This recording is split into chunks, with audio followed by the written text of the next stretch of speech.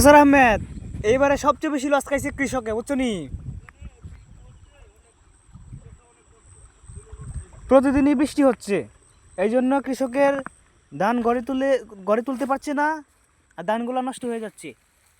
এই শর্টের মধ্যে এখনো পানি জড়তাছে, এগুলা পছন্দ রয়েছে, ধানগুলা পছন্দ রয়েছে, ঠিক আছে।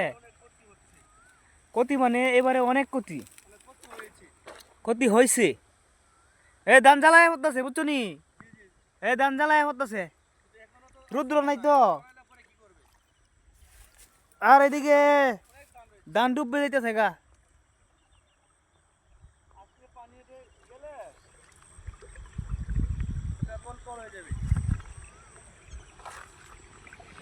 কি করবো মানুষে, রৌদ্র নাই গা, রৌদ্র থাকলে তো এই ধানগুলো লুটা লইলে।